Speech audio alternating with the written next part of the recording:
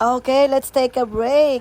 Pupunta ang Team Love sa kanilang restaurant. Ang galing ng name, no? So, susubukan natin ang kanilang mga pagkain dito. A friend of mine who is a policeman and a businessman ang may-ari nito. Wow, pagpasok, ang daming tao. So, wala kaming maupuan. So, maghihintay pa kami. Pero patapos naman ng lahat. So, ayan na magpinsan sa pinsan. Nag-aasaran. At ito namang dalawang to. Nagtuturuan ng Japanese. So, ito, order na kami. Napakadami nilang menu. Grabe. Ang pinaka-main nila is yung sizzling plate. And meron din silang burger. So, di ba nakakatuwa? Ang galing talaga dito sa Pilipinas kasi napakaraming idea na pwede mong gawin. Tapos, pwede ka pa mag-explore. At tandaan, nasa pagkain ang pera. Kaya nga parang napupush na naman akong buksan ng aking resto bar. Soon yan! So, ito na yung aking in-order, yung kanilang mami, kasi nasa labas to. Bale, 24 hours open ang mamihan nila. O, ayan, syempre, wala na patumpik-tumpik. Tinikman ko na. Ang dami. And then, of course, si Hideo, nuggets and fries. Then ako, syempre, chicharong bulaklak. Ang tagal kong dinatikman to.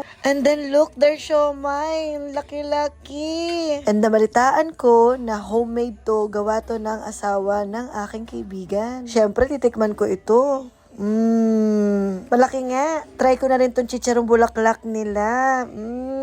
Putok-batok. Pero syempre, minsan lang naman. Hindi naman masama kung minsan lang, di ba? And then order naman ni Kuya La, barbecue wings. And nag-order din kami na tong T-bone steak nila. Ang sauce. And then kay Zeus, ito namang all-time favorite, sisig. O, diba? Nabisi na sila. Tahimik na sila. So, sa mga gustong pumunta dito at tikman ang kanilang mga pagkain, makikita niyo po ang kanilang restaurant along Molino 2, Molino Road. In front of Adas 2A, katabi siya ng Abri Commercial. So, patok sa amin ang kanilang pagkain. O, tayo sa bunso, nag-enjoy. O, diba? Simot sarap. Walang tapon yan. At syempre, kahit nasa Pilipinas kami, nilinis na rin namin ang kinainan namin. Kasi sa Japan, ganun. After mo kumain, nilinisin mo.